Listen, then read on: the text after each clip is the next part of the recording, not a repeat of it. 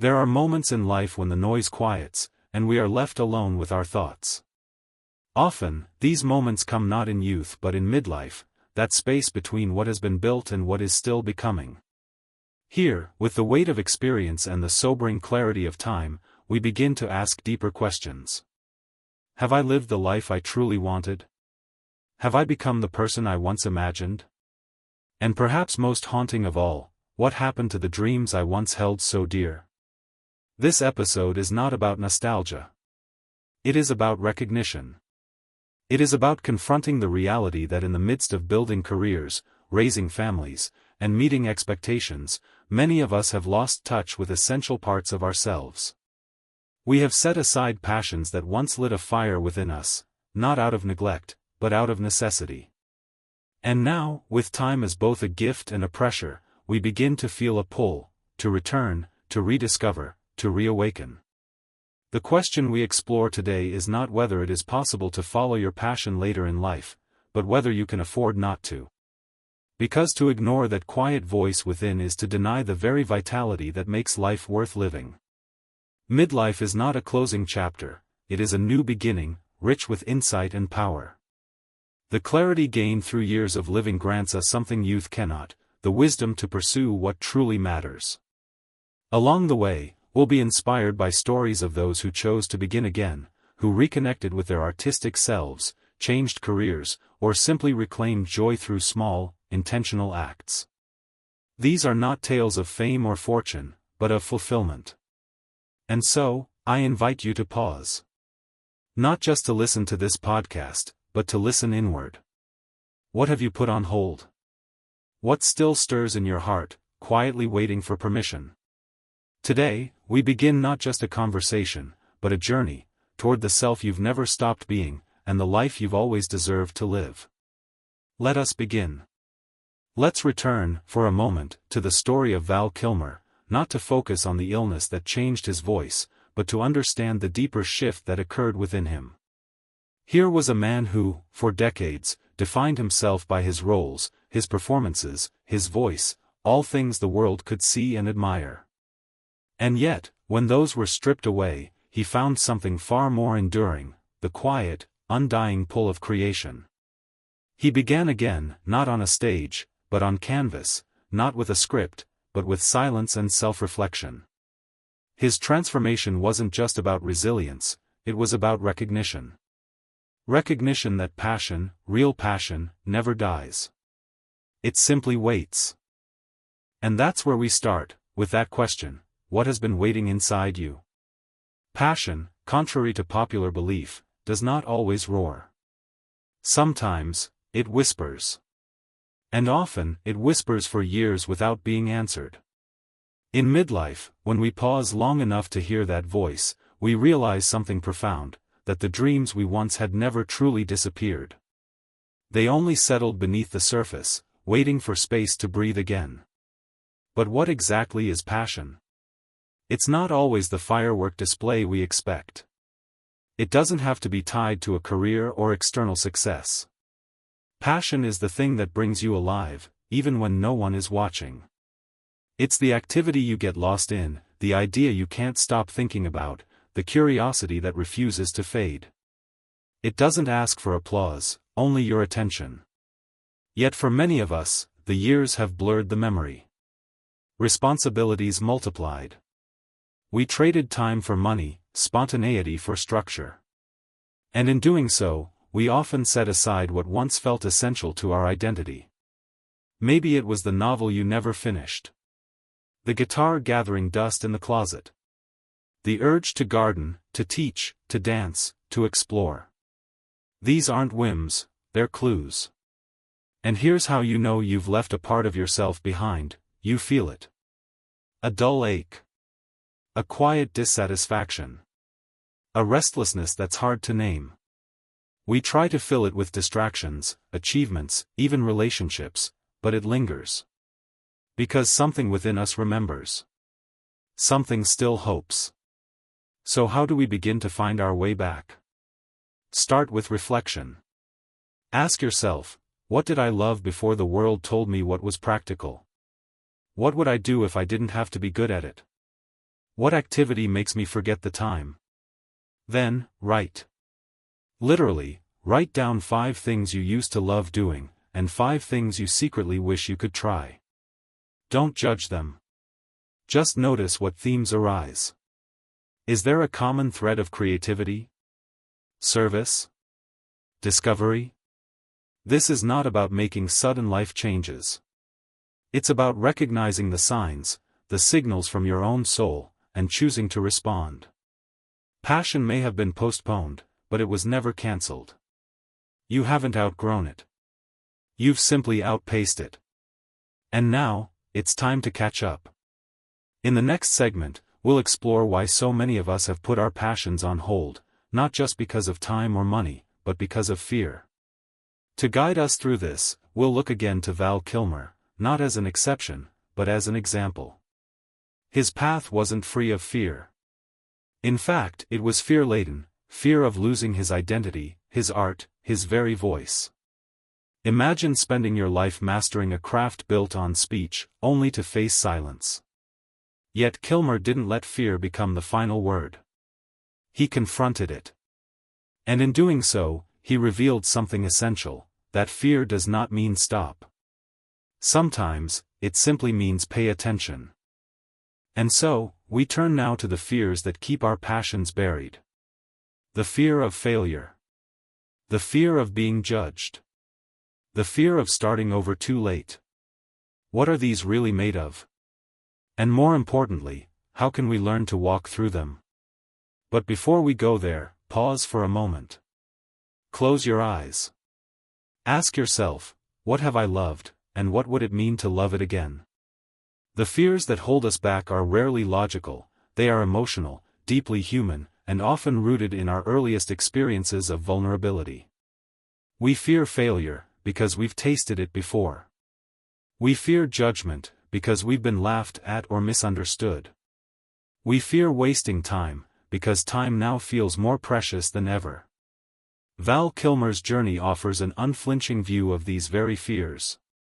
When his illness took away his voice, his primary means of communication, performance, and identity, he faced what many of us dread, the loss of relevance, of purpose, of self.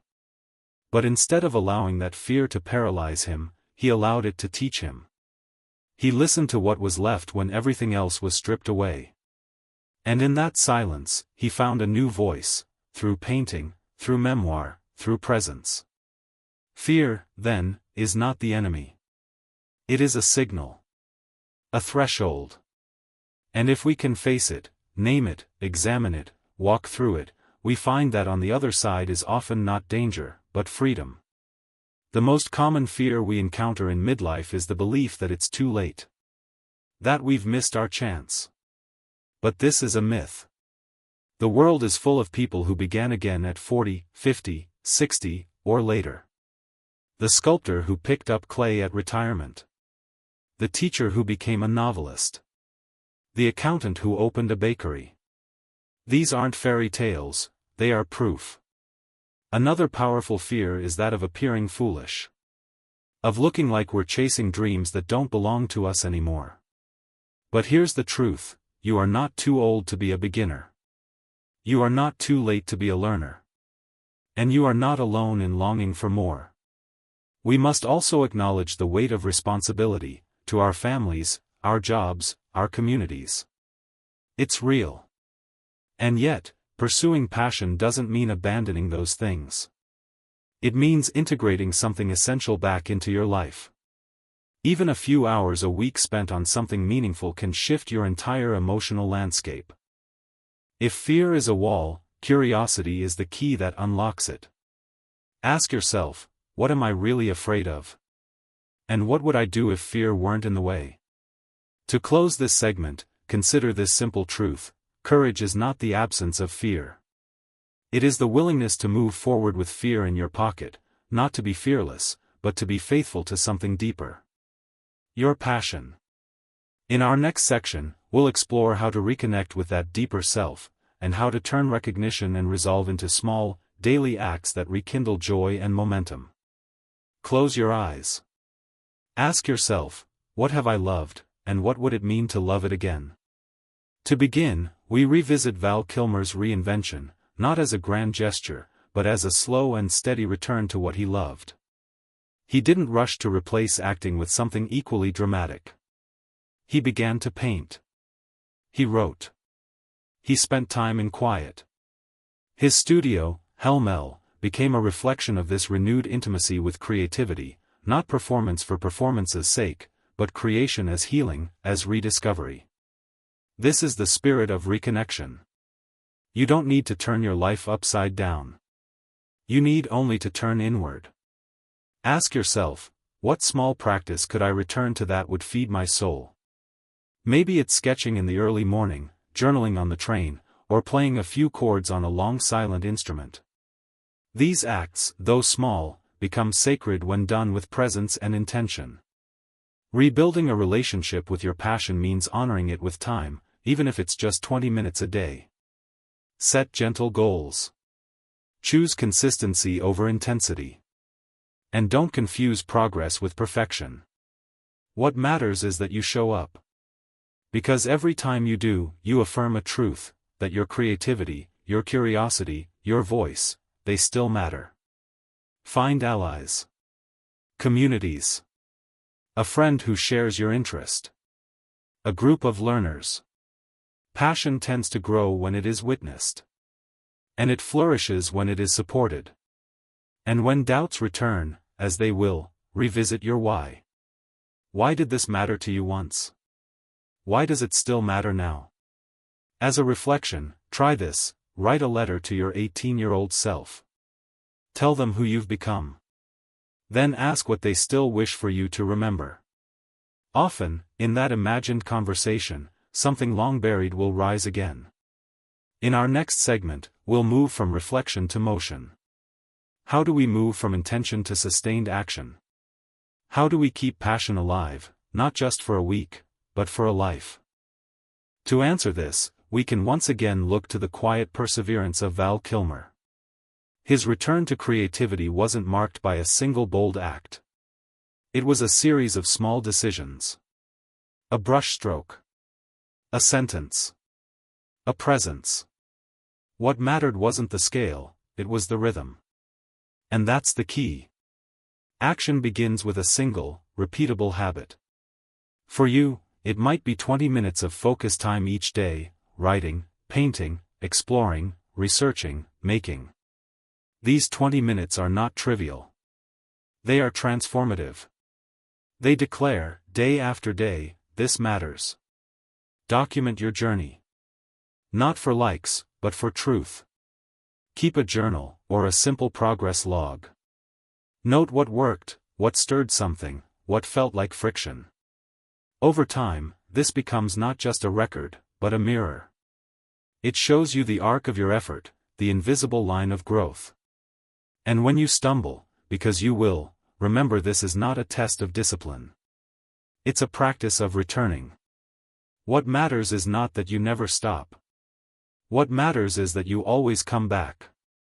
Seek mentorship, if you can. Find someone who has walked a similar path, or someone who simply listens without judgment. Even a single conversation can dissolve isolation and restore energy. Above all, make your passion visible in your life. Even if no one else sees it, you will. And that visibility, that daily reminder, becomes a lighthouse in your routine. A way of saying, I am still here. I am still becoming. Let your action be gentle but consistent. Let your commitment be quiet but firm. And let your joy be uncontained, not because it is loud, but because it is real. In our next chapter, we'll explore what happens when this passion becomes more than a practice, when it begins to shape your identity, your relationships, and the rhythm of your everyday life. For Val Kilmer, creativity didn't end when his career in film slowed down. In fact, it evolved into something more personal and sustainable, a way of living rather than simply performing. His artistic studio became not just a workspace, but a sanctuary. His creative expressions became his language, his way of staying in dialogue with life. Passion, for him, became a lifestyle. And this, too, is possible for each of us. When we consistently engage with what we love, it begins to integrate, not as a separate activity, but as a natural extension of who we are. Passion doesn't have to disrupt your life. It can simply flow through it. It can be in how you start your morning, how you connect with others, how you solve problems, or approach ordinary tasks with renewed presence and intention. You don't need to turn your passion into a profession for it to have value. Sometimes, its highest value lies in how it transforms you, how it softens your restlessness, fuels your spirit, and reminds you of what is possible. And for some, it may eventually become a second career or a community movement. But it can also remain personal, intimate, powerful in quiet ways. Allow your passion to be something that heals. That grounds you. That gives you a reason to look forward to each day with a spark of anticipation. When passion becomes a lifestyle, your life doesn't just feel fuller, it becomes fuller. And perhaps most beautiful of all, you become an example. Just like Val Kilmer, your quiet act of reinvention might inspire others who are still afraid to begin. Your choice to follow what matters might echo farther than you know. In the final chapter, we'll bring this journey full circle, and offer a gentle invitation to take the first step toward the life you've quietly dreamed of for far too long. Because ultimately, this has never just been about chasing a hobby. It's about remembering who you are. Beneath the roles, the routines, the responsibilities, there is still a self that wants to create, to grow, to feel alive. And that self does not fade with age. It deepens. Val Kilmer's story doesn't end with recovery. It continues with a quiet, defiant joy, the kind that comes not from returning to the past, but from transforming it. His passion became a form of presence, of living truthfully in a changed body and a changed world. And so can yours. If there's one message to take from this journey, let it be this: it is not too late. Not to explore. Not to imagine. Not to begin. Whether you're 45 or 75, the life you want still wants you. So here's your invitation: take a single step. This week. Pick up the notebook. Revisit the project. Sign up for that class. Write the email. Share the idea. Try. Not for the world, for yourself. And if you're looking for somewhere to start, take on a simple challenge: 7 days, 7 small acts. Each day, give 10 minutes to something that brings you curiosity or joy. You might be surprised what awakens when you simply make room. Thank you for walking this journey with me. And remember, you are not starting over. You are continuing. With more wisdom, more soul, and more to say than ever before. The life you were meant to live is not behind you, it's still unfolding. And it begins with you, right now, choosing to say yes.